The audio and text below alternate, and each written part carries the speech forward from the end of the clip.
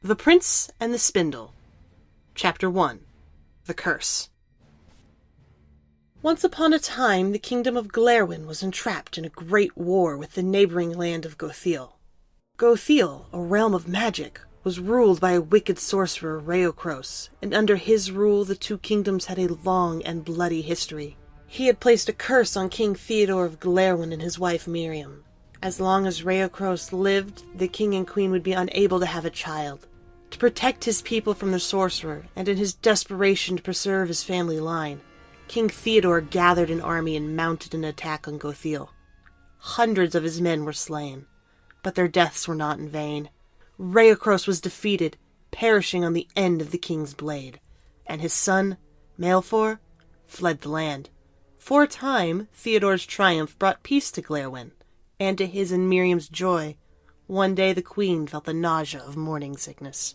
"We're going to have a child at last," she said to Theodore, tears rolling down her cheeks. In another 9 months she gave birth to a healthy baby boy whom they named Rory. On the day of the prince's christening, nobles poured in from all corners of the kingdom to meet their future ruler. Even for the peasants the king declared the day a holiday, and passed out food parcels to every family. But that wasn't all. As the king and queen welcomed the crowd, a gentle breeze suddenly blew through the throne room, and with it appeared an envoy of 3 male fairies called the Sparrowmen. Their leader, Aspen, approached the king and bowed low. He was well built, with elegant moth's wings protruding from his back. Your Majesty, we, the magical folk of Gothiel, are endlessly grateful to you for freeing us from Raocros' tyrannical rule. To show our appreciation, we've been sent with special gifts for the prince, said the second, whose name was Cedar. A prince has little need for material things, so each of us will bestow the boy with a single magical gift, added the third, Pine. Theodore nodded, smiling, and the 3 proceeded to the cradle where the baby lay asleep. Prince Rory, I give you the gift of bravery, said Aspen, letting a shower of fairy dust fall into the cradle. After him, Cedar stepped up.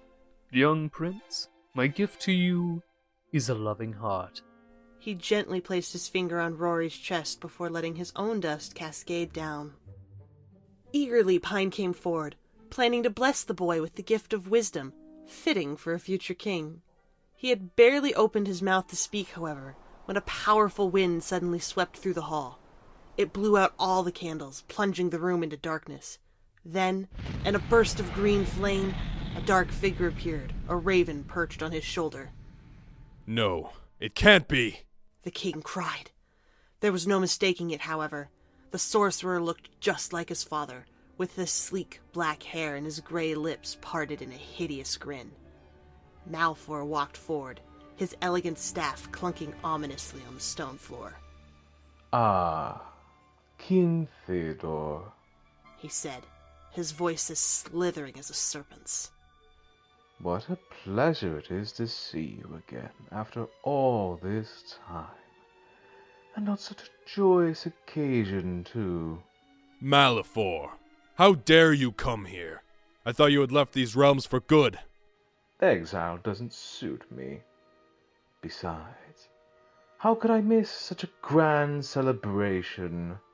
He turned to the queen, giving her a deferential little bow. Queen Miriam, lovely as ever. And... his eyes fell on the cradle. Oh, this must be your little bundle of joy. The young Prince Rory himself. Miriam darted forward, snatching up her son in her arms. Theodore nodded to a nearby servant, sending a silent message to bring him his sword, while Malefor's gaze traveled over the crowd. What a marvelous party. If only my father's wake had such a good attendance. Why, you even let the vermin in, he said, gesturing towards the Sparrowmen. Pine started towards the sorcerer, but Aspen held out his arm to stop him. Malefor continued, his voice dripping with sarcasm. Considering that, I really feel quite insulted not to have received an invitation. I said to myself, Surely the man who killed my father couldn't be so cruel as to exclude me. You're not welcome here, said Miriam suddenly, holding Rory tight to her chest. Theodore stood up. Malefor, I will only say this once. Leave us! Leave my castle and never return. The sorcerer's eyebrows lifted in pretend shock. Oh dear. How dreadfully awkward. I suppose I had hoped it was all just a misunderstanding. I won't tell you again. He drew his sword. Leave this place, and I may just spare your life. Quick as a flash, the king suddenly found the sword yanked from his hands by some unseen force. It flew into the sorcerer's long, nailed hand, where it crumbled into ash. Spare my life, indeed. The way you spared my father's. Don't worry, Theodore. I shall be taking my leave, but not before I deliver my gift to the little prince. No! Seize him! Theodore yelled to the guards, but the sorcerer blasted them backwards with a simple flick of his hand. His eyes glittered. It is I who am doing the telling now, your majesties. Now, heed my words. He began to wave a hand slowly over the orb atop his staff, where a green aura grew stronger and stronger. The young prince shall indeed grow to be everything the vermin have wished for him, and more. With his heart of gold and his lion's courage, he shall be everything a king ought to be, loved by all who meet him. He looked up at the king and queen. But sadly, he shall never get the chance to rule. No. No, please. What was that? Did I just hear the great king begging me for mercy? Out of options, Theodore nodded. How very touching. Had you showed some, I might just be inclined to return the favor. He gestured over his staff, thunder rumbling overhead. My gift to the prince is this. At sunset, on his 18th birthday, he shall pierce his finger on the spindle of a spinning wheel and fall into a death-like sleep, from which he shall never awaken. He threw his head back, laughing as the green aura blasted outward from his staff, sweeping over everyone in the hall. No! No! Miriam crumpled to the floor, sobbing, her body folded over her son's tiny form. The king and the sparrowmen rushed to attend her. Chaos erupted. People were screaming, but one voice rose above the rest. Not so fast, Malefor! Pine stepped forward, his evergreen eyes focused like lasers on the sorcerer. It's far too early for you to celebrate your triumph. I haven't given my gift to the boy just yet. Malefor just smirked, stroking his raven's head. You think I feel threatened by you, little vermin? Tell me, how can a creature of your meager power possibly hope to overthrow a curse of my magnitude? Pine's jaw tightened. I may not be able to reverse it, but that doesn't mean it can't be weakened. The sorcerer faltered. What do you mean? My gift to the prince is an avenue of awakening.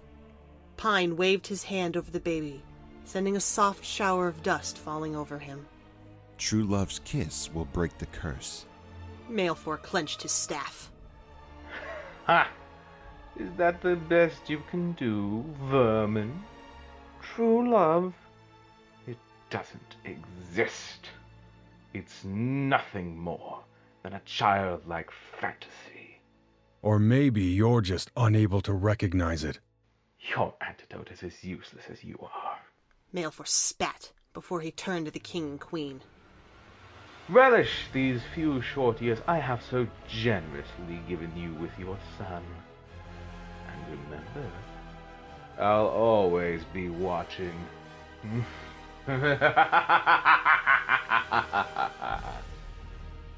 In a burst of green flame, the sorcerer vanished. Chapter 2.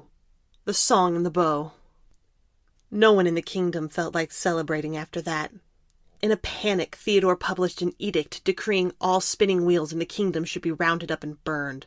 The flames from the bonfire reached as high as the top of the castle walls. But still, the king and queen were not satisfied. Haunted by Malfoy's warning that he would be watching, they decided it wasn't safe for their son in the palace, or anywhere in the kingdom. In the end, they entrusted him to the 3 good sparrowmen who had saved his life. The 3 fairies stole the infant prince away to an abandoned cottage in the distant forest of Tailmouth, where, to their knowledge, Malfoy had never set foot. Their plan was to keep the boy hidden there until he was 18 and a day, at which point they would return him to his parents at the castle to become the king he was destined to be. The sparrowmen already looked much like humans, but they rid themselves of their wings, dressed as peasants, and made a pact to use no magic until their prince was grown. They raised him as if he were their own son, and called him Brian. One day, nearly 18 years later, Cedar pulled the pantry open to find the last half a loaf of bread had just disappeared. Again. Brian? By the door, Brian froze in the act of putting on his cloak. Yes, Uncle Cedar? Would you happen to know where the last of the bread went? He blushed. Well, I take it that means yes? I'm sorry, Uncle. Cassie's been sick, and she has a nest to look after. She's got to get her strength back. Quentin can't look after the chicks all on his own. They need the bread more than we do. Cedar smiled. Very well then. I can bake more, but if Uncle Aspen asks, I didn't know anything about it, alright? Brian smiled. Thank you, Uncle. Don't worry, I won't tell. And with that, he was out the door, running off into the forest.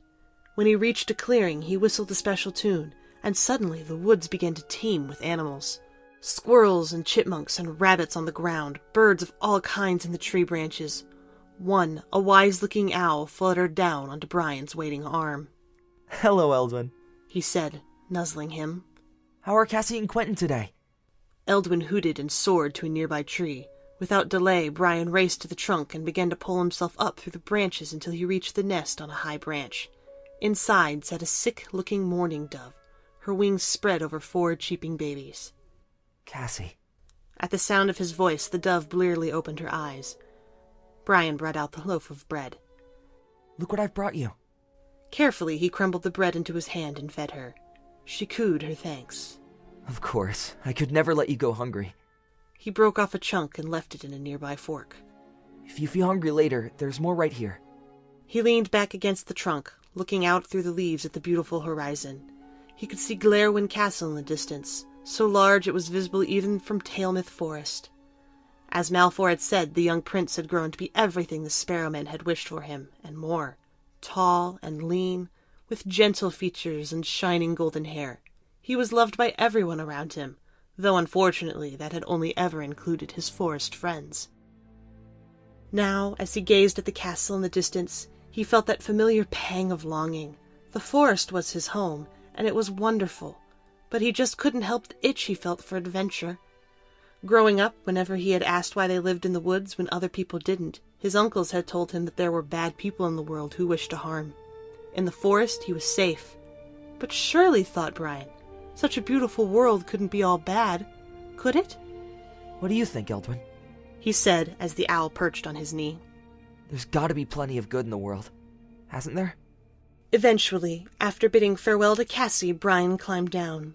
He was just thinking he'd go and visit his favorite blackberry patch when suddenly he heard hoofbeats. He ducked quickly behind the tree, peering around the trunk as a young woman rode by on a gray horse.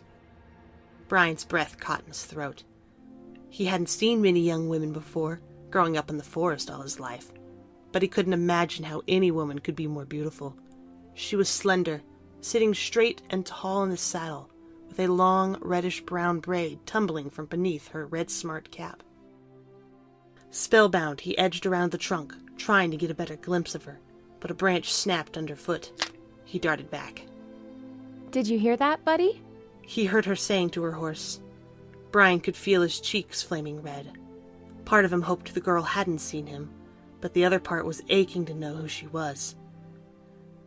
When he heard her turn to go, he risked another look, and his eyes widened as he caught sight of the bow and quiver of arrows hanging from the saddle.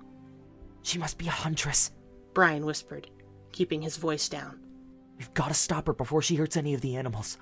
He looked to Eldwin. You know what to do. Eldwin hooted softly before he raised his wings and flew off after the girl. The forest was so peaceful. Petra savored the quiet as she rode, tilting her face up to catch the warm sunshine. She wished she could just live here in the woods, where the only sound was the rustling of the leaves in the trees instead of the endless babbling of an endless stream of suitors all seeking her hand in marriage. But they only wanted her because she was royalty, she knew. After all, if there wasn't a huge dowry at stake, what suitor would want a woman who would rather be practicing swordplay than doing embroidery? As she rode onward, she heard a twig snap behind them. She turned abruptly, and could have sworn she saw a flash of something gold behind a tree. Whoa. She tugged off the reins of her horse, Samuel, and he slowed to a stop. Did you hear that, buddy? Samuel nickered. Petra scanned the forest, but they were alone. She shook her head. It must have just been an animal. Just as they turned around, however, a flock of birds suddenly swooped down on them. Led by a large owl, they grasped her bow and quiver in their tiny claws, flying off with them into the trees. Hey! She nudged Samuel with her heels. After them, Sam! The horse took off. Together they streaked through the forest, leaping over fallen logs and weaving through the trees, but they were no match for the birds, who were quickly lost from view. At last, Petra reined in Samuel, brushing sweaty strands of her hair out of her eyes. Oh no. What'll I tell Father? When he finds his bow missing, he'll know I snuck out again. He'll lock me in my room and throw away the key. Feeling thirsty, she went to a stream to drink and then sat on the bank in the shade trying to think of a plan. But just as she was about to give up hope, she heard something over the babbling of the brook. It sounded like singing? Filled with curiosity, she stood and began to make her way towards the sound. At last she pushed aside a branch to see a young man who was sitting in the center of a small clearing, surrounded by forest animals. He was the source of the singing, his voice high and clear and beautiful. Why should thy cheek be pale shaded with sorrow's veil? Why shouldst thou grieve me? I will never, never leave thee. Mid my deepest sadness, mid my gayest gladness, I am thine, believe me. I will never, no, I will never, ever leave thee. She was so captivated by his voice, it was several moments before she realized that the owl on the young man's shoulder looked familiar. She quickly spotted her bow and quiver laying by his feet, but she kept still, not wanting to interrupt his song. Life's storms may rudely blow, laying your pleasure low. I'd ne'er deceive thee, I could never, never leave thee, ne'er till my cheek grow pale and my heart pulses fail, and my last breath grieve thee. No, I will never, no, I will never, ever leave thee. Petra emerged from the thicket. At the rustling of the branches, the young man turned, leaping to his feet as he saw her. I beg your pardon, She said coolly, her hands on her hips. but I believe that's my bow you have there. The young man stared at her with the bluest eyes she'd ever seen before. He shook his head. I'm sorry. I can't let you have it. Oh? She raised an eyebrow. Brian stood firm. I can't give it to you. Please. It's my father's bow. If I don't bring it back, he'll be furious. I can't allow you to use this to hunt my friends. He explained, gesturing to the animals around him. They trust me to protect them. I could never just stand aside and watch them get hurt. Oh no, I don't use them for hunting. What? No, they're just for show. That's the only way I can get out of the castle is if... The castle? Yes. I'm a lady's maid. She thought better than to let him know she was the princess. The only way I'm allowed out of the castle is if I pretend to be a squire, going out hunting. But I'd never shoot anyone. I don't even eat meat. The young man smiled and Petra's heart fluttered. She couldn't help but think how handsome he was with his blonde hair and soft face. He picked up her bow and handed it to her. I'm sorry, he said, a blush coloring his cheeks. The owl hooted assent. This is Eldwin. He's sorry too. But what about you? What's your name? I'm Brian. Pleasure to meet you. She smiled at him. I'm Petra. Petra? What a beautiful name. Close up, she was even more beautiful than when she was writing. She had a light smattering of freckles across the bridge of her nose beneath her soft brown eyes. Do you live here in the woods? Brian nodded. Yes, I live with my uncles. They raised me. He dropped his gaze. Technically, they told me not to talk to strangers. Well, technically, I talked to you first, so I don't think it counts. She said, and Brian smiled. Well, not many strangers come through these woods, to be honest. That's exactly why they're so perfect. You can never get any solitude in a castle. What's it like? What? Living in a castle. I'd love to see it. I've never left the forest, but Wait, you've never left these woods? No, but I know there's so much more. So much more out there beyond just the forest. Brian sat, plucking a blueberry from a nearby bush and rolling it between his fingers. I'd give anything to see the rest of the world. Why can't you? She asked, sinking down onto the soft grass beside him. I couldn't leave my uncles. Besides, they say that the world is filled with evil. I say I'm safer here. But safe is no fun. You can't just stay here your whole life. Is the world really like they say? Petra shrugged. It depends. There is a lot of evil in the world, I guess, but there are so many more good things. How can you find the good if you aren't willing to face the bad? Exactly! Brian was thrilled. If only my uncles would let me. I'd leave tomorrow. If only I could, I'd leave tomorrow. What do you mean?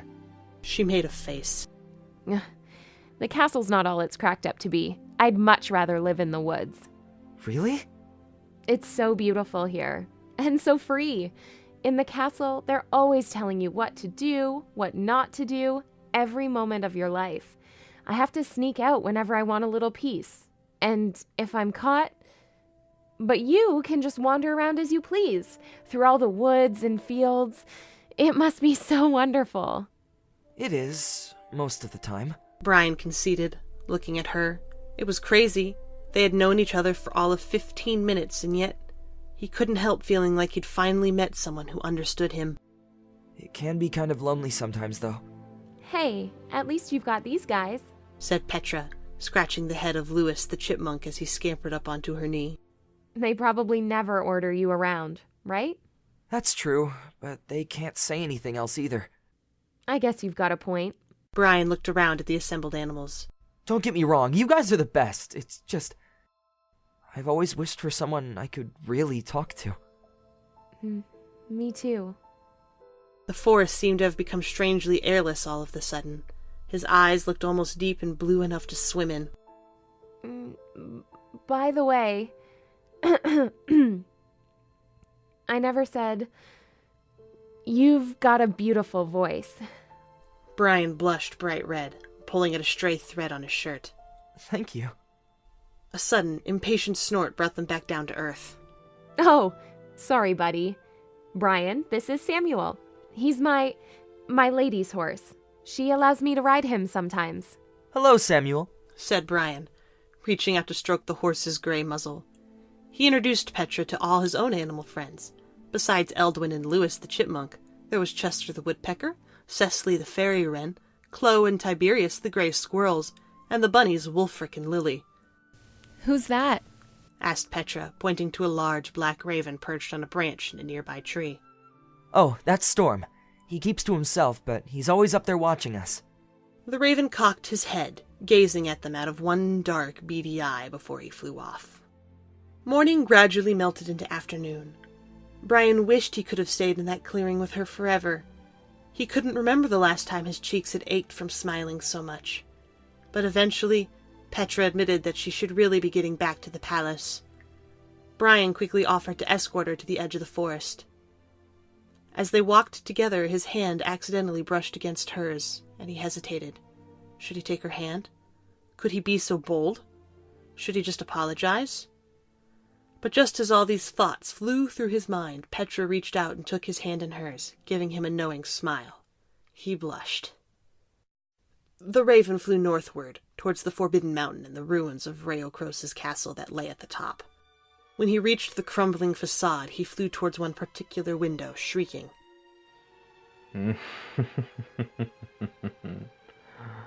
Ah, there you are, Storm. What a curious name the boy gave you. I could almost learn to like it. Well, do you have news for me? Storm cawed urgently, flying onto Malfour's shoulder. What? His smile dropped. What did you say? Storm flapped his wings. No. No, it can't be. He waved a hand over the orb on his staff. Show me the boy. As the swirling green smoke cleared, the sorcerer could see him there in that forest, sitting and talking with a girl. A very beautiful girl. The vermin were so stupid it was painful. Hadn't he told them he'd always be watching? And yet they still thought that boy was beyond his clutches. They had actually done him a favor isolating their charge in the woods. With no one to meet but the woodland creatures, there was no one who could possibly provide him with that accursed true love's kiss to break the spell. Or so he had thought. Now, as he watched the two talking, he could see the way the boy looked at her, that disgusting, sloppy expression.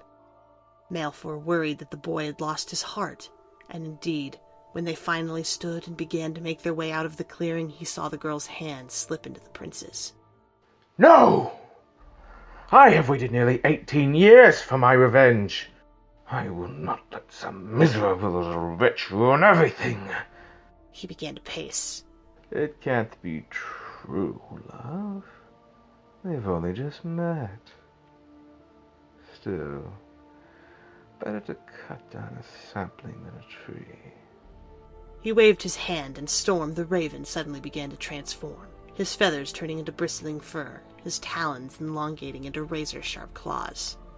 Malfour smiled. You know what to do.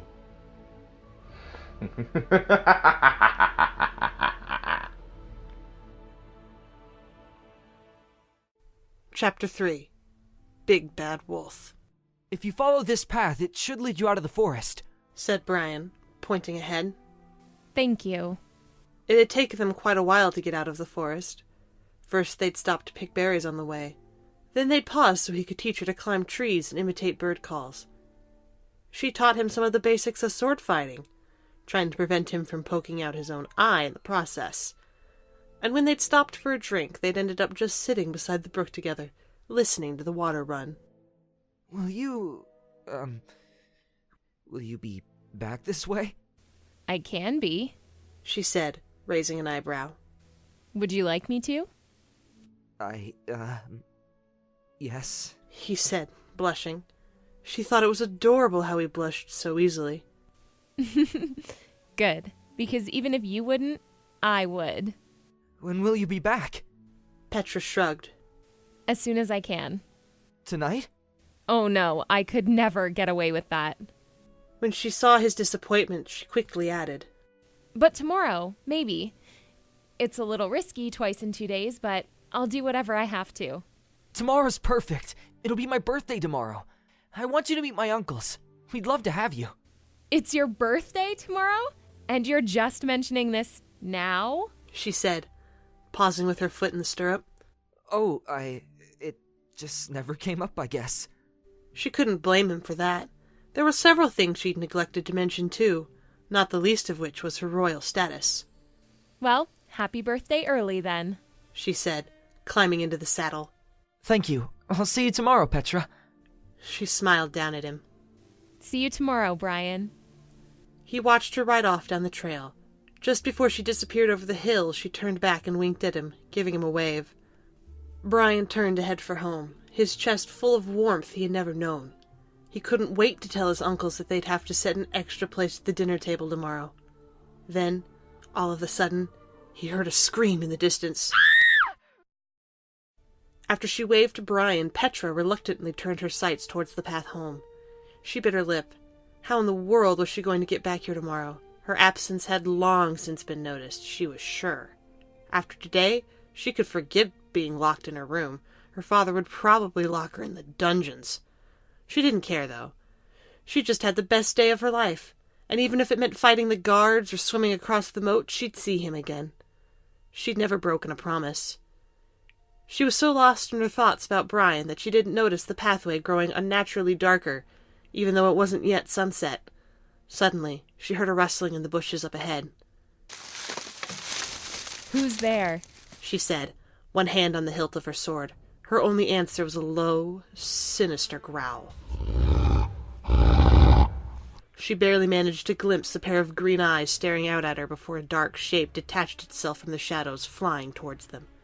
Petra screamed. Sam reared and she grabbed the reins, yanking him to the side. The great black wolf landed on all fours beside them. It snarled and leapt, preparing to sink its razor-sharp teeth into the horse's neck. No! Her sword barely out of its sheath, Petra took a wild swipe at the beast. The tip of her blade caught it in the shoulder, knocking it away, but the uncoordinated swing had caused her to overbalance. She tumbled out of the saddle, all of the air knocked out of her lungs as she hit the ground. She groped frantically for her sword as she tried to sit up. She felt her fingers close around the hilt just as the wolf bore down on her. She lashed at him, but the beast dodged. It gripped her blade in its powerful jaws, wrenching it out of her hand and throwing it away. Before it leapt at her, pinning her to the ground. Weaponless, she looked up into its bloody mouth. Then suddenly there was a flash of silver. The wolf yelped, leaping back. Petra scrambled up to see Brian, her sword in his hands, advancing on the beast. Brian! She yelled as he planted himself between her and the wolf. Petra, go! He yelled, jerking his head in the horse's direction. Go! Get out of here! No, I won't leave you! The wolf let out a terrible growl and bounded forward. Brian struck again and again, but the beast dodged the blows until finally it knocked him aside. He slammed into the ground, the sword flying out of his hand. He heard Petra yelling his name. He scrambled up in time to see her dive for her sword, but it was too far away. The wolf snarled and lunged for Petra. No! Without thinking, Brian ran forward and threw himself over her, shielding her with his body. He braced himself, fully expecting to feel the wolf's fangs sink into his neck. But instead, the monster stopped, skidding to a halt in front of them. For a second, they stared at each other. You'll have to kill me first! The wolf snapped its jaws before it abruptly turned tail and ran off into the trees. For a few moments, they didn't move, watching after the beast. Then Petra slumped back against the ground, pressing her face into the dirt. Oh, God. Oh, God! Hey, said Brian, helping her to stand. It's okay. We're okay. Petra nodded, but he noticed she was shaking terribly. Oh, God. She leaned forward, pressing her forehead against his chest, and Brian wrapped his arms around her. Are you going to be okay? She nodded, commanding herself to get it together. Am I gonna be okay? What about you? Hey, I'm fine, he said, giving her a shaky smile as he swept back his sweaty bangs from his forehead. What happened back there? Brian shook his head. I don't know. It was weird. I thought for sure it was gonna rip my throat out. But then, it just ran away. You're an idiot. What? You idiot! Why? Why would you do that? Do what? Just go and throw yourself in front of it like that. It could have killed you. But it didn't. It could have. God! She clutched her head in her hands. I'm sorry. I had to save you. But why? What makes your life any less valuable than mine? God, if it had ripped your throat out when it should have been me. Brian didn't know what to say. Petra, I'm sorry. I just didn't want you to get hurt. I'm sorry that I didn't think about how you might feel. I just couldn't bear it if something happened to you. I just don't want you to throw your life away on my account, okay? It's not throwing it away. You're the most amazing person I've ever met. If you think for 1 second that you're not worth saving, you're wrong. Petra stared at him, any retort she could have made dying in her throat. She wasn't normally a crier, but in that moment she felt like she had to try hard not to burst into tears. Instead, she reached out and hugged him again. Brian felt his adrenaline melting in her warmth. Her hair smelled like sunshine and soap. They stayed that way for a long time, letting the joy of their survival sink in. Come with me, said Petra as she finally let go. Brian was startled. What? Come with me to the castle. I don't care what your uncles will say. It won't matter. When Father hears you saved my life, he'll make you a knight. I'll ask him to give you your own horse, your own castle, whatever you want. Your father? Said Brian, now truly confused. Petra hesitated, but then gave in. It wasn't like she could keep this a secret forever. Brian, listen. There's something I have to tell you. She faced him, looking him in the eye. Her father always said if you have to confess something, do it with honor. I'm not actually a lady's maid. My father is King Peter of Kirion. Brian's jaw dropped. You mean you're... Yes. I'm a princess. Oh. Brian quickly started to bow, but Petra put a hand on his arm. Don't. Please. That's why I didn't tell you. As soon as they know I'm royalty, people treat me differently. I don't want to be a princess, but I guess we can't choose how we're born. No, I guess not, said Brian, surprised his mouth could still work. Then, will you rule Kirion one day? If I had it my way, yes. But Father wants me to marry, and that brings the vultures in. She gritted her teeth. They couldn't care less about who I am. Whenever anyone looks at me, all they see is my royalty. They don't really see me. That's why I didn't tell you. Her brown eyes pleaded with him to understand. For the first time since they'd met, she started to fumble her words. I've never really had a real friend before, and you're so... I mean, you're so wonderful. I just didn't want you to... It's okay. I understand. I'd probably do the same thing in your place. Don't tell anyone, please. I won't. I promise. I swear on my best blackberries. She gave a little laugh, relief spreading across her face. That was some pretty great sword work back there, considering that was only, the second time in your life you've held a real sword? Well, I had a great teacher. Will you come with me to the castle? I can't let you get away with saving my life and not say a real thank you. Yes. This was the chance he'd been waiting for. He could feel it. He'd be 18 tomorrow. Finally a man. It was time for him to see the world for himself. I'll come. I have to say goodbye to my uncles first, though. They'll worry if I don't come home. But tomorrow, when you come, I'll go with you. He walked her to the very edge of the woods, keeping an eye out for wolves, and then watched as she rode down the hill towards her kingdom. He waited until she disappeared into the distance before he turned and raced back towards the cottage. In spite of the terror from earlier, he now felt lighter than air. They'd survived. And tomorrow, the adventure of a lifetime would begin. The cottage was bathed in the orange glow of sunset by the time Brian finally reached home. Running up the front path, he banged open the door and called for his uncles. The 3 sparrowmen, who had been sitting at the kitchen table, sprang up at the sound of his voice.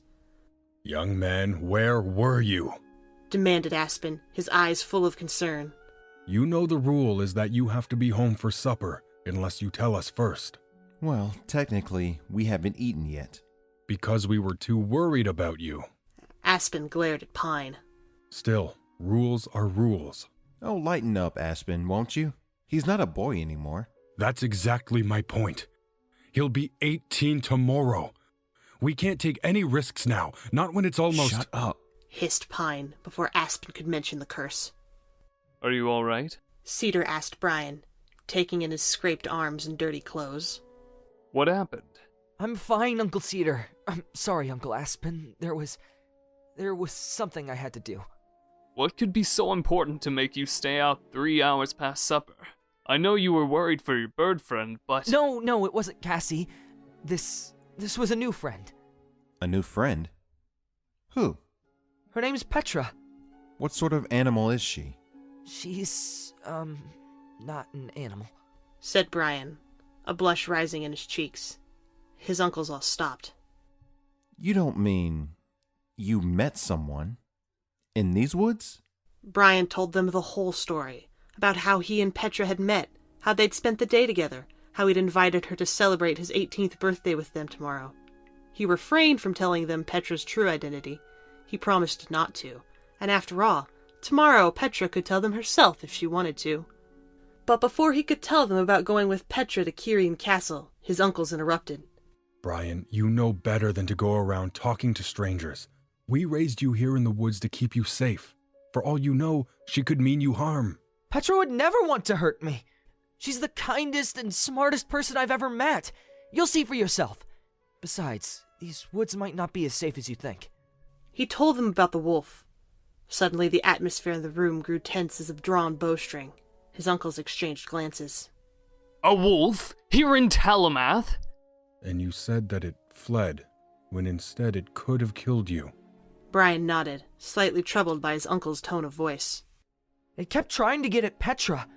Honestly, it was like it only wanted to kill her. I was shielding her, and it could have ripped my throat out, but it just ran away. What color were its eyes? Green? Said Brian, a little surprised by the question. They were glowing green. The men looked at one another, their worst fears confirmed. Maleficent. He's found us. No, no, no, no! Pine stood up so fast he nearly knocked his chair over. Cedar buried his face in his hands. It had to be the sorcerer. He wouldn't harm the boy on the eve of the curse. Uncle Pine? Uncle Cedar? Brian was shocked. He'd never seen them lose control like this before. None of his uncles seemed to hear him, though. How could this happen? We took every precaution. Does it matter now? What matters is he knows where Brian is. What do we do? Pine's jaw tightened as he paced. We take him back. But it's a day too soon. We don't have a choice. We're no longer safe here.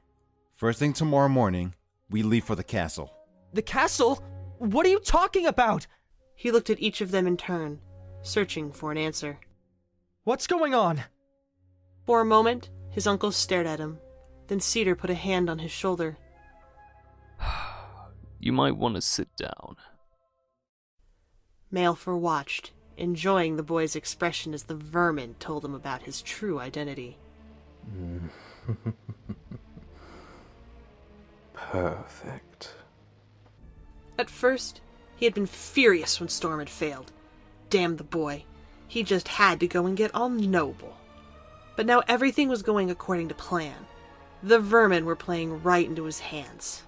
His blood ran quicker as he anticipated his triumph. Soon, little prince. Soon I'll have you in my grasp.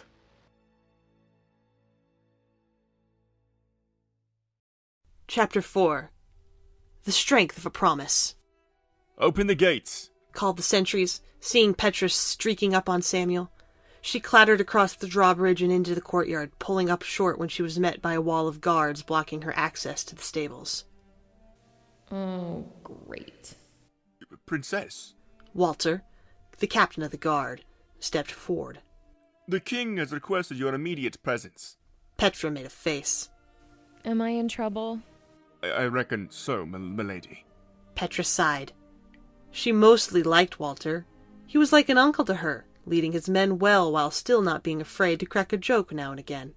He also never hesitated to tell her the truth, which she valued immensely. But in this case, the truth wasn't so pleasant. Are you all right, princess? He said, eyeing her injuries with great concern as she dismounted. Merlin's beard, what's happened to you? I'm fine, Walter. She said as a page led Samuel off towards the stables. Just a little bruised. We were attacked in the forest. Attacked? Walter's hand flew to his sword. By whom? Not whom. What? It was a wolf. in Telmoth Forest. Walter's shock only registered briefly before he grew serious. Don't worry, milady. I'll request permission to organize a vanguard to track the beast down. We'll make sure it's safe for you the next time you ride. I'm not even sure there'll be a next time. Walter smiled gently. If I may be so bold, Princess, might I suggest you call for the physician? Get some poultice for those cuts, but first you'd better see His Majesty. We both know he doesn't like to be kept waiting. All right. Petra turned to go, but stopped as she felt Walter's gloved hand on her shoulder. Perhaps I can delay the vanguard a bit, milady. He whispered, winking at her. Who knows? We might just find ourselves one man short. Petra flashed him a grin before she headed up into the palace towards her father's study. As she entered, her father, King Peter, was seated behind the great wooden table, his face unreadable. Petra held her head high, determined not to show her nervousness. There was a long silence, but she knew she had to wait until she was spoken to. Petra, he said finally, his voice firm, yet quieter than she had expected. Do you know why I require you to marry? Father, I'm sorry. I admit I snuck out again, and I know it was wrong, but... I asked you a question. Petra bit her tongue. Because it's customary for princesses to marry? She said, trying to keep the bitterness out of her voice. That it is, but no. You must marry for the sake of the kingdom. To preserve our family's bloodline. Not merely that. Each of us is but one half of a coin. It is pivotal for a ruler to find his other half. Father, please, I don't mean any disrespect, but aren't I strong enough to be a good ruler? Yes, I believe you are. Petra was taken aback. Her father rarely praised her for anything. Were I to allow it, Kyrion would have a fine king in you, my daughter. But it is extremely unwise for a ruler to be alone. For a king, his queen is his closest confidant, and vice versa. The wisdom required of a ruler is the wisdom found in realizing one cannot rule alone. For the good of the kingdom, you must marry before you ascend the throne. Petra stared at her father. He had never told her this before. Could she dare to hope that he was finally treating her like more than just a woman? Silently, she wondered when the axe would fall. You are strong, Petra, but your strength is misdirected. You are rebelling when you should be channeling that strength to searching for a man worthy to rule by your side. But, Father, riding and sword fighting, they're what I love to do. I know they're not fitting for a lady, but if someone is worthy to rule with me, then shouldn't he love me for me? Your passions feed your rebellious spirit, and a ruler with a hot head is unfit for the throne. This is why you must tame that wildfire spirit of yours. This is why I will not stand for this disobedience. Is that understood? Yes, Father. The axe had fallen. But please... The king held up his hand. You shall not go into the woods again. I shall instruct the stable hands that Samuel is not to be released. And you shall attend to your lessons and your embroidery, as you are supposed to. Is that clear? Wait, Father! Said Petra, approaching the table. May I please have permission to go just once more? I promise I'll complete my lessons and everything, just like you want, but I have to go into the woods tomorrow. Out of the question. I have given you my final word. But I have to go. Father, I think I may have found someone I could marry. The king raised an eyebrow. Oh, and who may that be? His name is Brian. I met him in the woods today. He's the reason I have to go back tomorrow. I promised I'd meet him. And who is this Brian? The son of a count or a baron? Out for a hunt? No, Father. From the looks of it, he lives in Talamath. A peasant boy? It doesn't matter that he's a peasant. He's the kindest person I've ever met in my entire life. You should see the way he tends to the animals in the forest. Petra, surely you are more intelligent than to let your emotions cloud your judgment, said the king, running a hand over his thick brown beard. Kindness or no, a peasant could never make a suitable king. He has had no experience whatsoever in the ways of the court. He wouldn't have the first inkling about how to rule a kingdom. I don't care, said Petra, her eyes bright with determination. He's got 10 times the compassion of anyone I've ever seen at court. And what good king doesn't have compassion for his people? And he's brave. Father, he saved my life today. She pulled aside her cloak to reveal the dried blood from the claw marks of the wolf on her chest. The king's brow furrowed at the sight. We were attacked by a wolf. It was about to kill me, but Brian fought it off with my sword and then threw himself in front of me to shield me. He was ready to sacrifice his life for me, and he didn't even know I was a princess. If those aren't the qualities of a good king, I don't know what are. Her father frowned. While the lad would seem to possess a noble spirit, unfortunately, politics is far more than just compassion. He saved me, Father. I promised I'd go back tomorrow and bring him here to the castle. He deserves to be rewarded. And so he shall be. But a kingship shall not be his reward, and you shall not return to the woods tomorrow, particularly not if there are wolves now roaming in Talamath. I will see to it that vanguard is sent out to slay the beast. Petra opened her mouth to protest, but the king cut her off, his tone final. But I will make sure the lad is rewarded handsomely. But, in the meantime, you shall do as I command. Do you understand, Petra? She knew it was useless to argue. She drew a deep breath and squared her shoulders, looking her father in the eye. all I know is I promised him, and you always say a ruler should keep their word. So whatever I may do, know that it's for that promise, and not for the sake of rebellion. Good night, Father. Without being dismissed, she bowed and left the room. All right, men. You know our mission. Find and slay the wolf that threatened our princess. Fan out. We'll leave no corner of the forest unexplored. I'll see none of you back before nightfall. Unless you'll bring me the beast's head on a platter. Is that clear?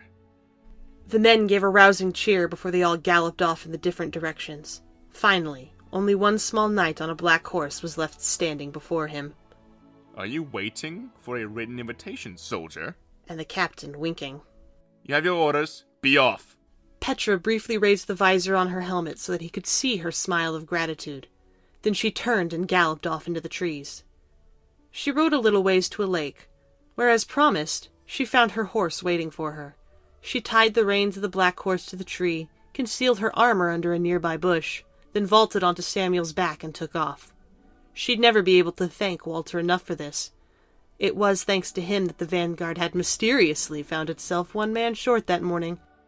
She also suspected that he had bribed the staple hand into releasing Samuel, the same hand who would later be coming to put on the armor and ride back in her place. After a long while, Petra spotted the little cottage through the trees. Reining in her horse, she dismounted and knocked on the door, smoothing out her brown tunic.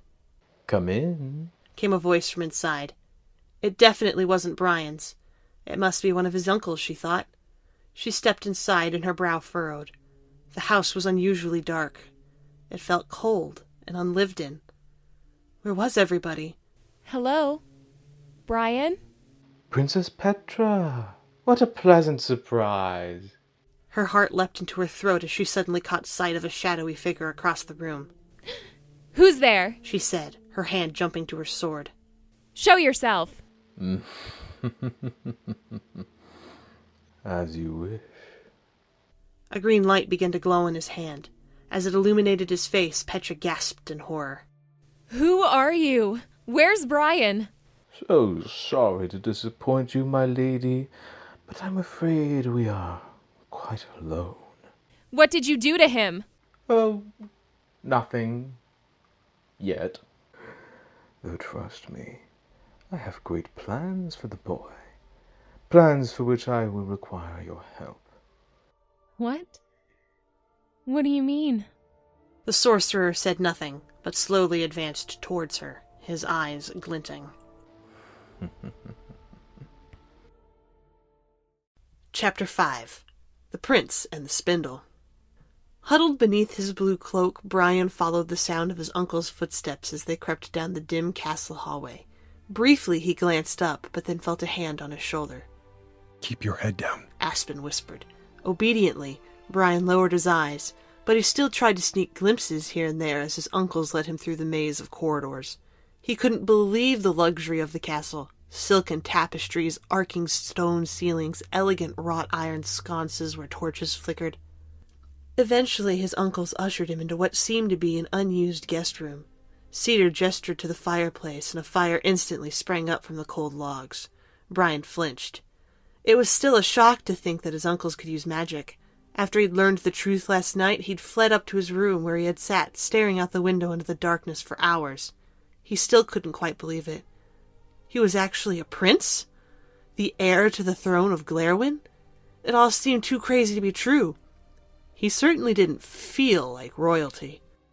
He was so lost in his thoughts it was a while before he realized his uncles had left the room.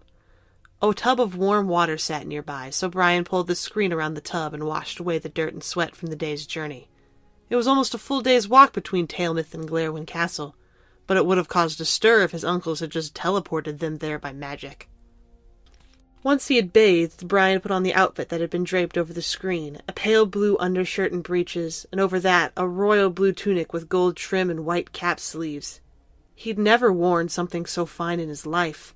The black boots were soft leather, but he was so used to being barefoot in the forest it felt weird to have his feet confined to shoes. Looking around, he spotted something else his uncles had left for him, sitting atop the vanity. Brian carefully lifted the golden crown from its cushion. After some hesitation, he placed it on his head, looking at his reflection in the mirror. He looked like a completely different person. No matter how hard Brian tried to find himself in the mirror, all he saw was Prince Rory. Now he understood what Petra had meant when she said that her royal status was the only thing that people saw when they looked at her. He collapsed onto the stool before the vanity. In his heart, he knew he wasn't really that person in the mirror, and now he was supposed to rule a kingdom? How on earth could they think he was suitable to be a king? Brian buried his face in his hands. There was only one glimmer of hope he could find in this whole situation.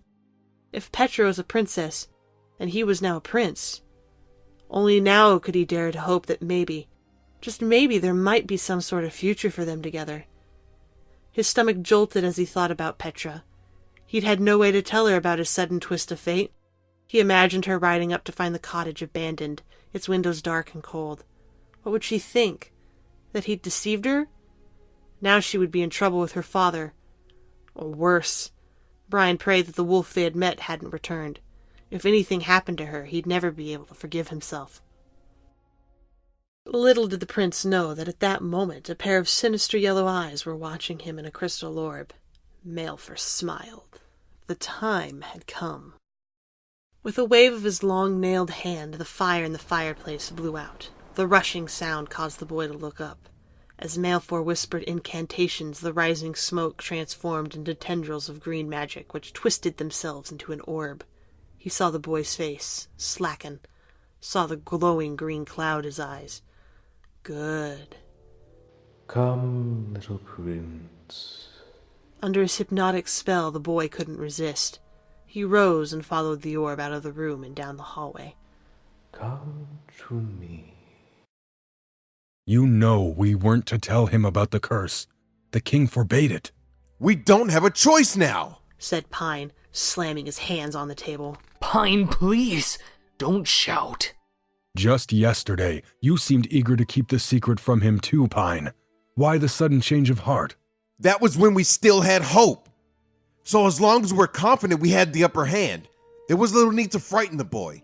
But we can't be sure we have the upper hand any longer. Oh, really? I thought that was what your brilliant plan was all about. We've done what you suggested. We've brought the boy home. Ahead of schedule, I might add. Would you listen to yourself? Pine, please. Brian will hear you. This has always been your problem, Aspen. Everything must be by the book with you. Can't you see that the game has changed? If you think that Maleficent is still going to play by the old rules, then your skull is thicker than a troll's. That's why we have to tell Brian about the curse. If we don't, we will lose. Is that all that matters to you? Losing? Is this some sort of game to you? Said Aspen, pushing his chair back roughly. Aspen, no! Said Cedar, but Aspen shoved him back, coming face to face with Pine. Our job isn't to win. Our job is to protect Brian.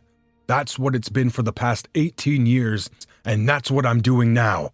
He shouldn't have to live in fear of what's going to happen. Yes, he should, because it's about to happen. You're the one who's endangering him, Pine. You're always too impulsive. You think that acting rashly is the same thing as courage. Why do you think I suggested that you give the boy wisdom all those years ago? I could say the same for you and your bravery, you coward. All you want is to beat Maleficent. You don't care about Brian at all. I bet it was the best day of your life 18 years ago when you got to step up and play the winning card. You! Pine lunged for Aspen, but Cedar hurriedly conjured a wall of magic between the two of them. Stop it! Both of you stop it! How dare you say I don't care about Brian? You think I wouldn't have changed places with him that day if I could have? But I couldn't. None of us could. Maleficent was too powerful, and he still is. At this point, the boy's only hope is for us to tell him the truth, so that he can be on his guard. It has nothing to do with you or I. Aspen opened his mouth, but Pine kept going. You're right, Aspen. I have little wisdom. If I had been wiser, I would have seen long ago that keeping the curse from the boy was idiocy. I trusted you, because you always been the wisest, and you did what you thought was best for him. But things have changed. He looked around at the others. Like it or not, we can't afford to keep up this charade. Tonight is the night of the curse. Brian needs all the protection he can get, even the protection of his own common sense. There was a very long pause before Aspen nodded. You're right. He should be on his guard. We should all be on our guard, said Cedar before a sudden slamming noise made them all jump. As if of its own accord the door had shut, its handle bathed in green magic. No! The sparrowmen yelled, hearing the lock sliding into place. No! Brian! Brian looked up abruptly as a powerful wind suddenly swept through the chamber. He hadn't felt a draft, yet somehow it had been strong enough to extinguish the fire in the fireplace where the charred logs were still smoldering. As he watched, the cloud of gray smoke began to change, turning into an eerie shade of green as it snaked upwards. Brian was about to run when it coiled itself into a single glowing orb, and his mind suddenly seemed to go numb. The world around him grew muffled as he looked into the swirling light. Come, little prince. The whisper broke into his dulled brain. The orb's light seemed to wrap around him, pulling him forward. Come to me. Obediently, he rose from his chair and followed it through the corridors. Mere moments later, or so it seemed, they arrived at the top of a long, winding staircase. The orb floated through the door and into the room, where it transformed into a great black wheel, pulsing faintly with a green light. Touch the spindle. The voice sounded in his empty mind. He felt his legs move forward, felt his hands reach out towards the gleaming black needle, but suddenly he heard other voices echoing softly in his brain. He hesitated as he tried to discern what they were saying, but then the first voice broke in once again. Touch the spindle, boy. His hand moved closer, but the other voices were growing louder. Brian! Brian! Brian! His name. They were saying his name. Why? Touch it, I say. His hand trembled.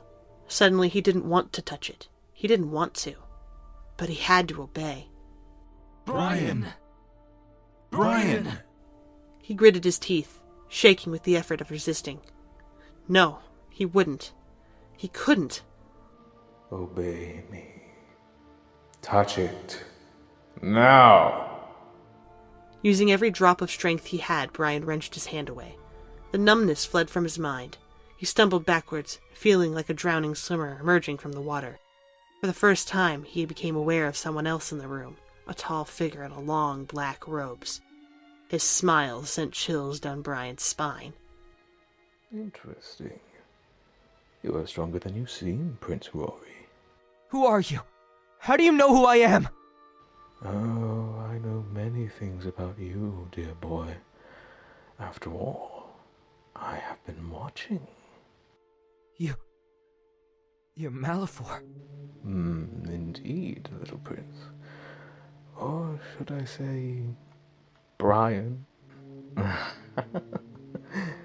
You don't consider yourself a prince, do you, boy? Brian's stomach dropped. Could this monster read his thoughts? Why did you bring me here? He demanded, his hands curling into fists. What do you want from me? Why, surely it's obvious by now. Malefork gestured to the spinning wheel. Simply come and touch this spindle. Brian's gaze flickered to it, then back to the sorcerer, his brow furrowed. No! Malefork just smiled. I would advise you to comply, little prince. No! I won't touch it! Brian stared him down. The door behind him was wide open, yet he held his ground. I refuse! Such a foolish gift those vermin had given him, the sorcerer thought. It was always impossible to draw the line between bravery and stupidity. I warn you, boy. Should you continue to defy me, the consequences could be severe. Especially for a certain young lady. Brian froze. What do you mean? The sorcerer raised his hand. Brian leapt back, shielding his eyes, but Malefork just laughed. Oh, trust me, little prince. This is something you will want to see. He conjured an image in midair, and Brian's heart stopped. It was Petra, heavily chained in a dark, filthy dungeon. Her clothes were torn, cuts and bruises littered her face. Petra, no! Brian started towards Malefork, but he held up his hand. Oh. Careful, boy. A simple snap of my fingers and she will breathe no more. No! Let her go! And so I shall, little prince, as soon as you touch the spindle. Brian stared at the sorcerer as his words sank in. His heart pounded in his chest, looking at the wheel looming large and black before him. Whatever was going to happen when he touched that thing, it couldn't be good. Choose wisely, Brian. Simply do as I say, and your precious Petra goes free as a bird.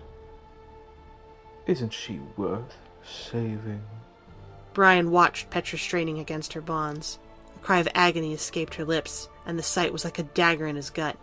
He was selfish even to hesitate this long. He could never let her die.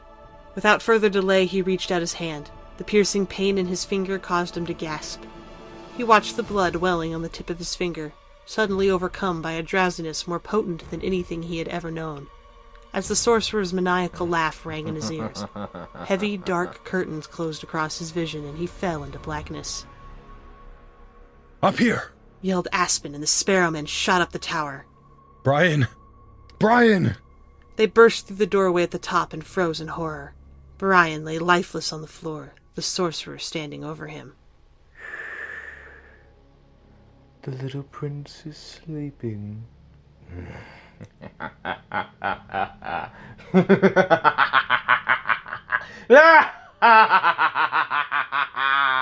He threw back his head, and laughing like a madman, disappeared in a triumphant burst of green flames.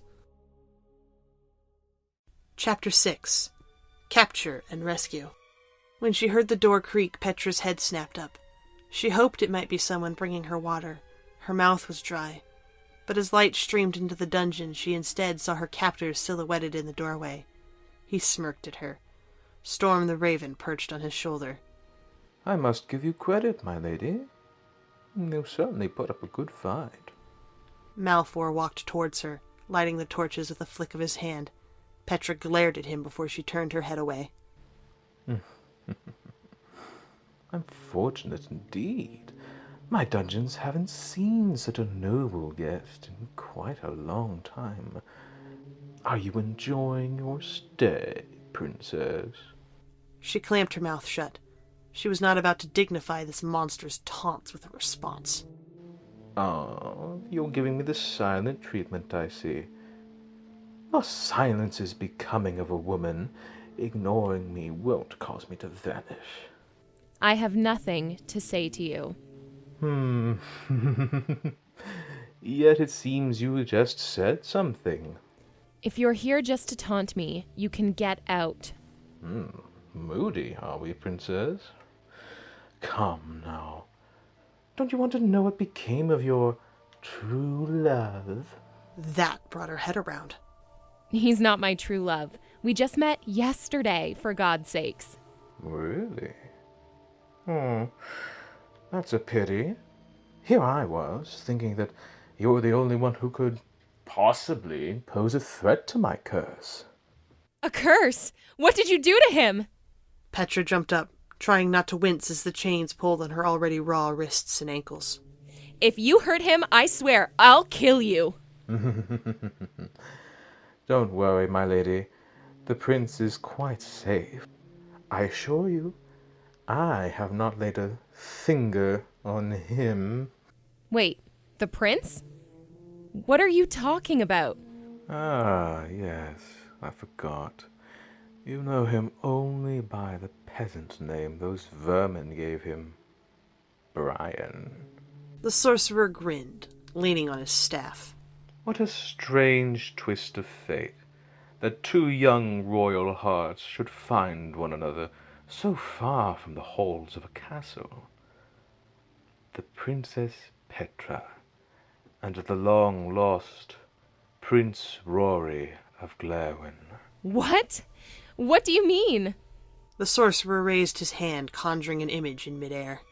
Why, see for yourself. She stared, not quite believing her eyes. Brian lay on a bed in a luxurious tower room. He was dressed in the finest clothes, a crown resting on his head. He seemed to be asleep. She caught the gentle rise and fall of his chest beneath his folded hands. Her mind whirled. As a child, she had heard many stories of the neighboring kingdom's young prince, cursed by a wicked sorcerer. Was it possible? Could Brian really be him? Even now he lies imprisoned in eternal sleep, awaiting the kiss of true love that would awaken him. But what a shame that his feelings don't seem to be reciprocated. Brian? Brian! No, please! She let out an involuntary cry of pain as the chains bit into her wrists. It's as I told those vermin fairies years ago.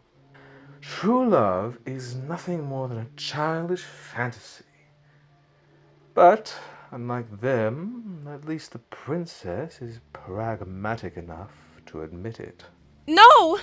Petra felt a lump rising in her throat. Then why take me? Insurance. I know the way the boy's loving heart works. He would do anything to save his alleged true love.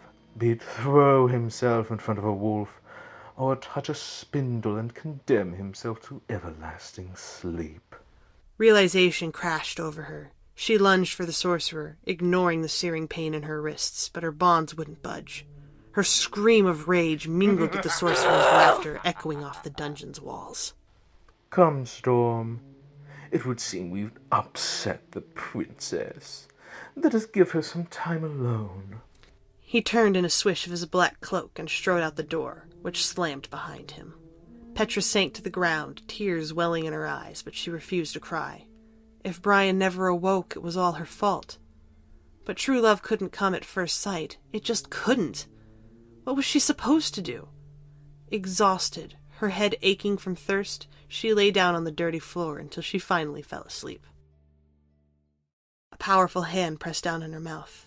Petra jolted awake with a cry, struggling, but stopped as she saw a brown-haired young man crouching above her. He pressed a finger urgently to his lips. Princess Petra, we're here to help you, but you mustn't make a sound. If we're discovered, it will mean all of our deaths.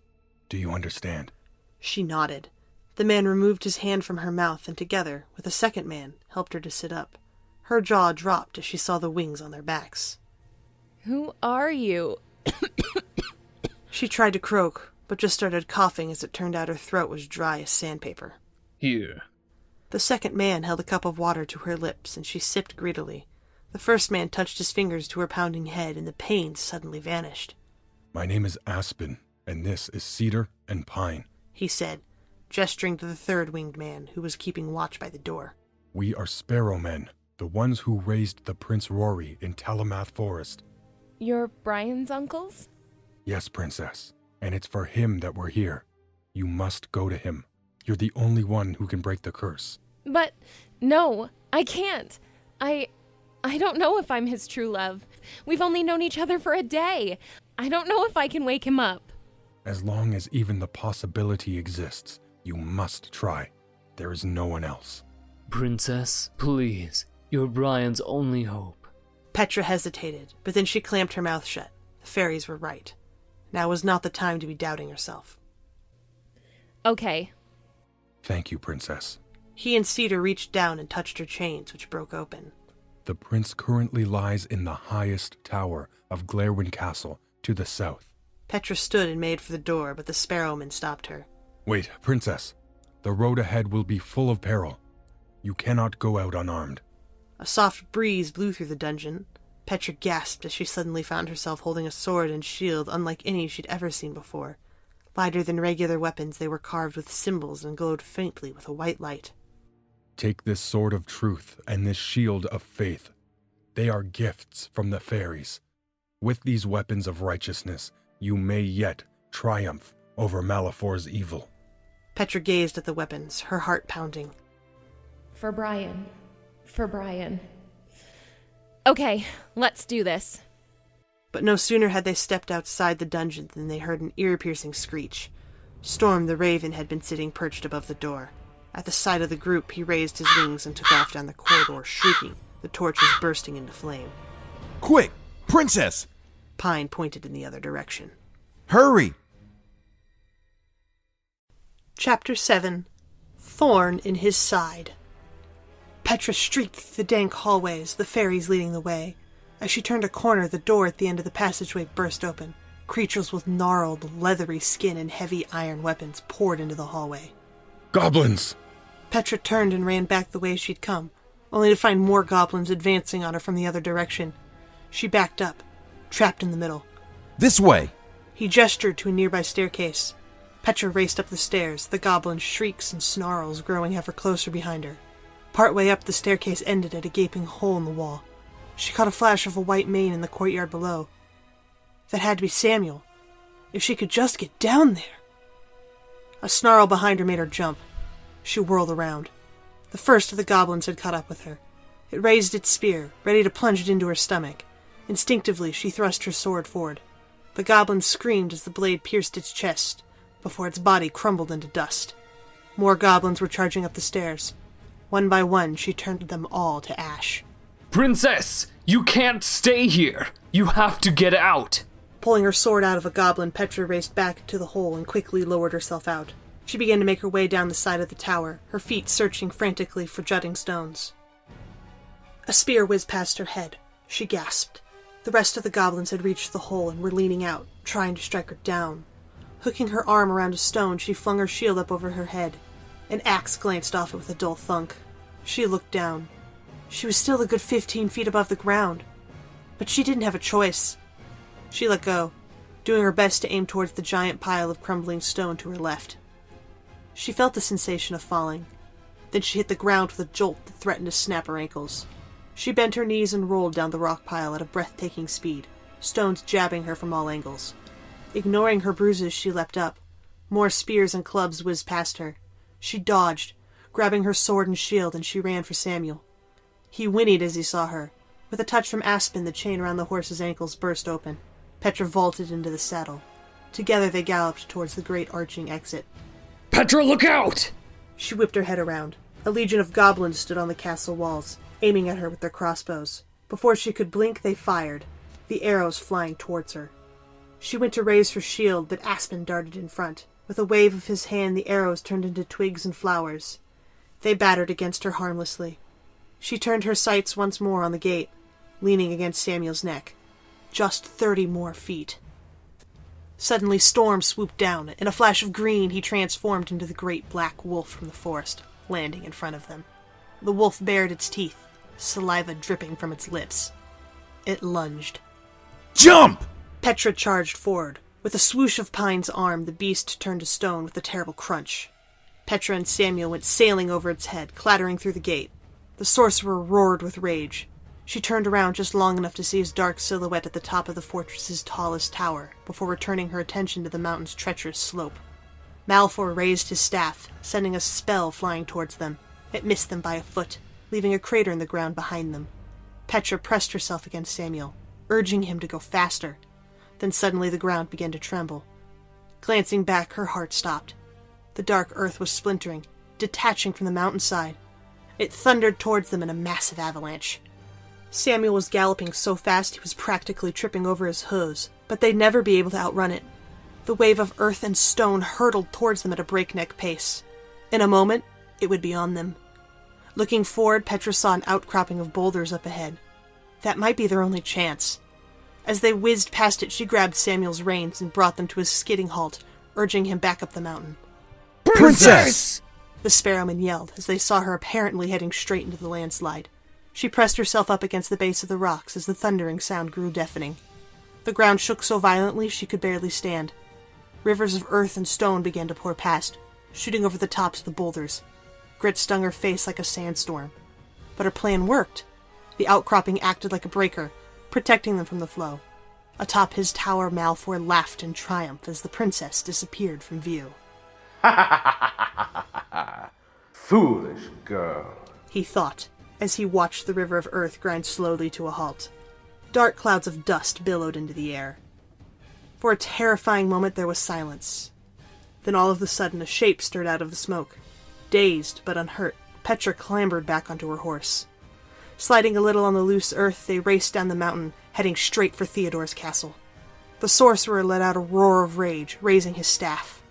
Lightning crackled as he conjured a great cloud of sinister green magic. Very well, princess. For the thorn in my side that you have proven to be, they shall be your tomb. He thrust the staff forward. The curse snaked off through the darkening skies, surrounding Glarwin Castle in the distance. The ground around the castle split open, and a forest of gnarled, thorny branches exploded out of the cracks. In no time they had grown as high as the castle wall, spreading towards Petra at lightning speed. Before she could react, she was engulfed by the wicked-looking brambles. She screamed as the thorns stabbed at her. Several caught her cloak from behind, nearly yanking her from the saddle. She lashed out furiously with her sword, not expecting it to do much damage. To her surprise, the blade sliced through the brambles like butter. Of course, her sword was enchanted. Without hesitation, she began to slash a path through the briars. As though they could sense her resistance, the thorns grew longer, digging into her flesh, tearing her clothes. Just as it seemed as though they were finally beginning to thin, several of the briars shot forward, lashing themselves around her wrists and ankles like thorny chains. They started to drag her backwards. She sliced through them without hesitation. The tendrils released her with a scream. She ran on. Pushing back a stray branch, she saw Glarwin Castle straight up ahead. Her heart leapt. She launched herself onto Samuel's back and galloped up the stone bridge, exhilaration setting in. She'd done it.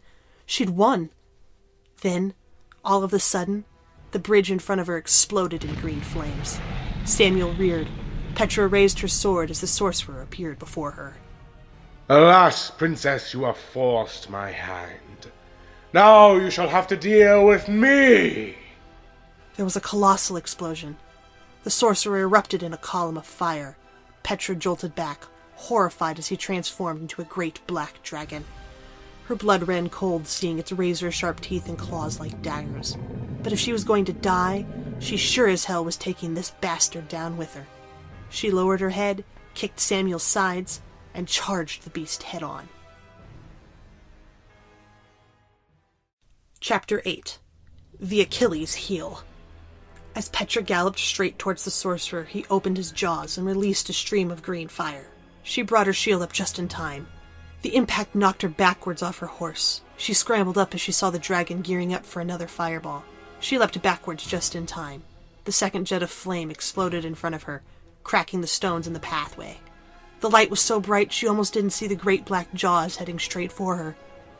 She swung her sword, but it merely glanced off the dragon's scales, as though she were fighting with a wooden stick. Her heart dropped into her stomach. She kept lashing out, trying to thwart the monster's continued attempts to capture her in its fangs. Then, suddenly, she nearly tripped over a thorny vine and found herself backed up to the edge of the forest of thorns. Ripping off her easily spottable cloak, she turned and ran into the briars, praying for camouflage. The sorcerer continued to lunge and snap through the briars. She kept moving, changing direction. At last, she paused. peering out to see the sorcerer roaring in frustration. She tried to get her breath. She needed a plan. She carefully made her way back towards the path she had carved out, before she stomped deliberately on a fallen branch. The sharp crack brought the dragon's head around, its yellow eyes narrowing. Petra crept to the nearest tree and hoisted herself up onto a sturdy branch. She crouched, gripping her sword, her heart throwing itself against her ribs. The dragon lowered its snout into the brambles. The acrid gray smoke from its nostrils made Petra's eyes sting. She waited until its black scales were almost directly beneath her before she pounced, landing right on the monster's snout. Her blade in both hands, she aimed straight for its left eye. The sorcerer screamed as the blade pierced the flesh, the yellow iris immediately clouding with white. He flailed, sending Petra tumbling to the ground. By some miracle, she managed to hold onto her sword. He lunged. Petra rolled out of the way of his jaws and back into the cover of the forest. She had intended to make her way to his blind side, but the sorcerer had other plans. With a terrific roar, he reared upwards, sending a jet of green flame shooting down into the brambles. They instantly caught fire. In a matter of seconds, the flames grew into an inferno.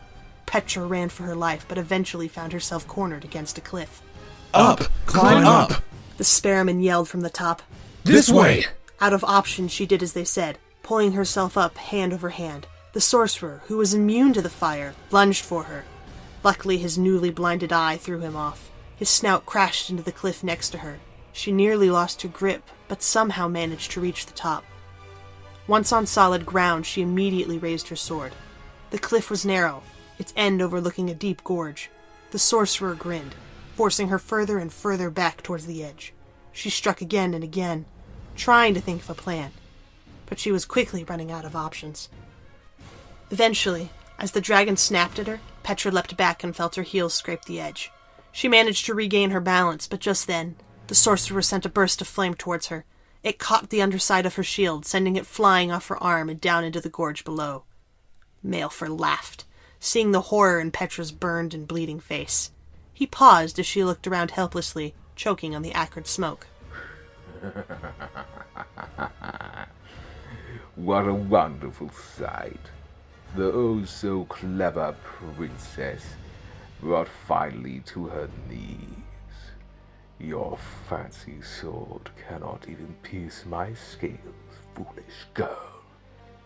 How I shall relish this moment. The prince's final hope going up in flames. The sorcerer reared up, his mouth opening wide, and in that instant, Petra saw it. Her own last hope. With every ounce of strength she had left, she gripped her sword and hurled it at the dragon, aiming for its soft gray underbelly. It happened as though in slow motion. The blade plunged into the dragon's flesh, directly over its heart. Maleficent let out a terrible scream, blood pouring from the edges of the wound. He swayed and fell forward, his jaws open. She leapt out of the way. The sorcerer crashed into the cliff and tumbled off the edge in a shower of boulders and earth. Petra found herself clinging to the remnants of the ledge. She struggled to get back up before it crumbled away underneath her. When she finally succeeded, she immediately slumped to the ground, exhausted. Waves of previously unfelt pain washed over her, and she sank down into blackness. Chapter 9. No Truer Love. There was something soft nudging at her cheek. Petra's eyes drifted open, and as the world swam back into focus, she saw Samuel's gray muzzle hovering over her. Princess, Came an urgent voice. The sparrowmen were kneeling beside her. are you all right? I'm okay. She mumbled automatically, realizing as she spoke that her pain had lessened. Her burns had been partially healed, and the ankle she was sure she had sprained was restored. I'm sorry we weren't able to do more. Cedar apologized, helping her to sit up. We are not healers, so our abilities are limited. The dragon! Petra's eyes snapped open as memories of the battle came flooding back, her hand flying to her belt for a sword that wasn't there. Where is he? What happened? Be calm, Princess. Aspen placed a hand on her shoulder. Everything is all right. The sorcerer is dead. Really? The fairies led her to the edge of the cliff, and peering down into the gorge, she saw what remained of her foe, a pool of smoking black tar. Her sword stuck upright in the middle. The blade's light had faded, turning an ugly gray, as though tainted by the darkness of the heart it had stabbed. You did it, Princess. Maleficent has been vanquished. Petra's brow furrowed. She looked up at the castle towers, silhouetted against the sky, finding the tallest one. No, not yet.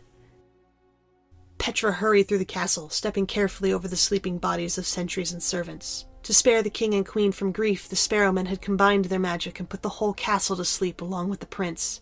As if she'd needed any more pressure, now an entire castle's worth of people was depending on her to wake them up. But the one she really cared about was Brian. She followed the Sparrowmen to the bottom of a long, winding staircase. Pine made to go up, but Aspen held him back, gesturing for her to go on. We'll wait here, Princess. Don't be afraid. She stared up the dark passageway, hesitating. Princess? She swallowed. After all this running, why wouldn't her feet move all of a sudden? As though he could read her thoughts, Cedar came forward, putting a hand on her shoulder. Remember, no one has truer love than this, that they lay down their life for a friend. Petra nodded, took a deep breath, and headed up the stairs. They spiraled higher and higher until she finally pushed open a door and found herself in the room from the sorcerer's vision. Her breath caught in her throat as she saw Brian, lying motionless on the bed atop the silken blankets. She approached him cautiously. His face was pale, the traces of a smile on his lips. She wiped off her mouth and took a deep breath, thinking of the song that Brian had sung to her in the woods that day. Why should thy cheek be pale shaded with sorrow's veil? Why shouldst thou grieve me? I will never, never leave thee. You'd better have meant that, Brian. Before she lost her nerve, she bent over and placed a gentle kiss on his lips. The very room itself seemed to take a breath.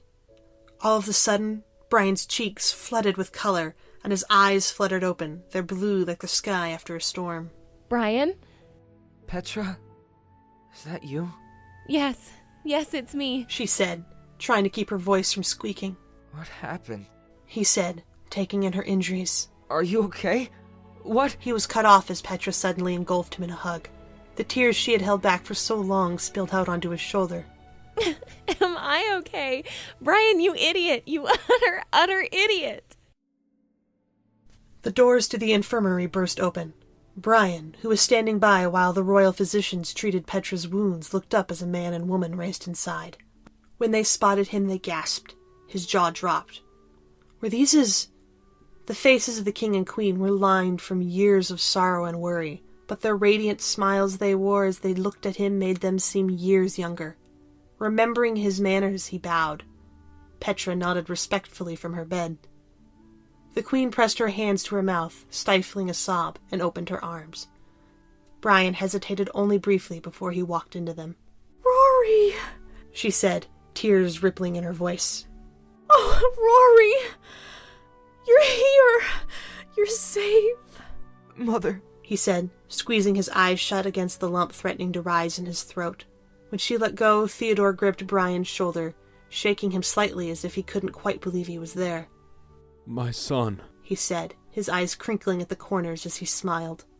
Welcome home. Thank you, Father, said Brian, and the word felt weird and sad and wonderful in his mouth, all at the same time. Petra watched them, beaming. Oh!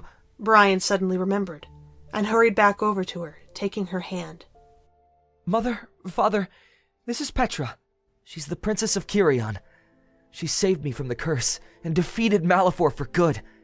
He'll never threaten anyone ever again. You have our unending gratitude, Princess. It's lovely to meet you, Petra.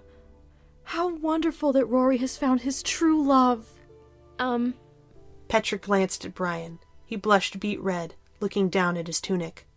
Oh boy, they were going to need to have some serious conversations about this. Brian tugged on the clasp of his blue cape. It was almost time. Just how many hundreds of people were downstairs awaiting their future king? He would probably trip and fall flat on his face in the middle of the hall, in front of everyone. Suddenly he heard footsteps. He turned and his jaw dropped as he saw Petra walking towards him. Wow! You look... Beautiful? Yes. She looked so clean and healthy. dressed in a regal red and black gown with long sleeves that hid the bandages on her arms. Her hair was still long even after they had trimmed the burned ends, tumbling freely down her shoulders. Thank you. You look pretty nice yourself. Brian smiled and ducked his head, sweeping back his hair. Careful. She reached up and made his bangs lie flat again. You don't want to look like a cow licked you right before you came downstairs. How do you know what that looks like? He said, raising an eyebrow. She pursed her lips, looking off to the side. Never mind. Let's just concentrate on getting through this ball in one piece. Okay. The trumpets sounded, giving them their cue. Brian took a deep breath and readjusted his crown. Sensing his nervousness, Petra looked over at him and took his arm. I used to run off and hide in the royal dairy when I was a kid. I'd bury myself in the piles of hay, so sometimes an unsuspecting cow would get a mouthful of my hair along with its dinner. Brian grinned at her, and together they descended the grand staircase. As they emerged into the great hall, a deafening cheer arose from the crowd at the sight of the prince. They made their way over to the king and queen, who stood with Petra's father. She glanced over at him, and to her surprise, he gave her an approving nod. Apparently, this time he felt that her disobedience had been for a worthy cause. My people, said Theodore, spinning Brian around to face the crowd. Many of you know the curse that was placed on our house 18 long years ago. A curse that has now been broken. I am overjoyed to present to you my son and successor, Prince Rory. The crowd exploded in cheers. I also give you the young lady responsible for ending the curse, Princess Petra of Kirion, daughter of His Majesty King Peter. Petra bowed her head gracefully. As of this moment, I hereby proclaim a new alliance with Kirion. They shall have our loyalty in both times of trouble and prosperity. And from this day forward, our two kingdoms shall dwell in peace and harmony. He looked at Brian and Petra, his eyes twinkling.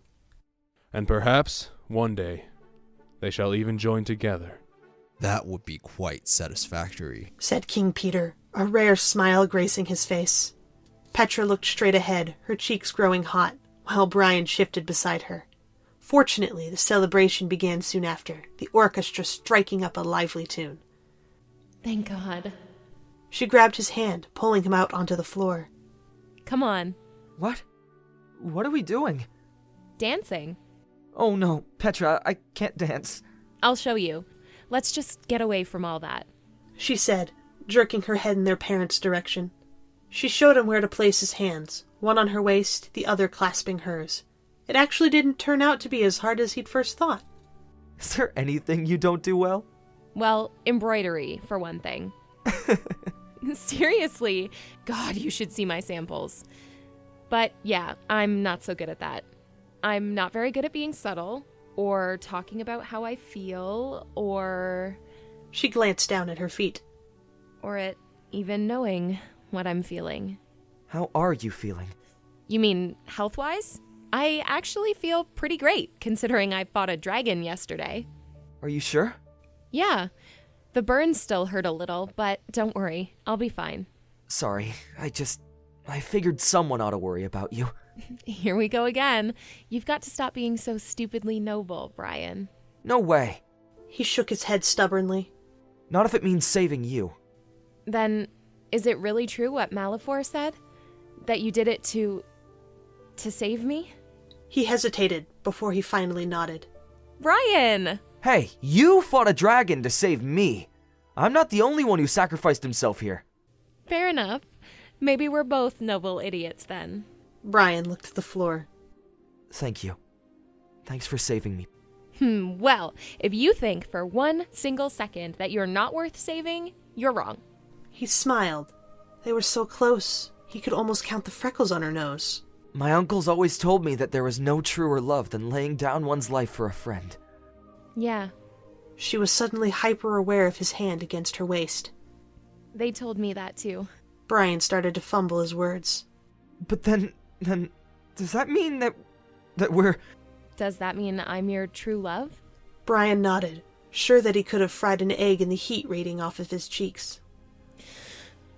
Honestly, I don't know. I don't think either of us can know after only a couple of days. His face fell and he quickly pulled away. I'm sorry. You're right. Sorry. But I'm not ruling it out. His head jerked back up so fast his neck cracked, and Petra laughed. Really? Really. Let's just take it slow, okay? He smiled back. That sounds good to me. The end.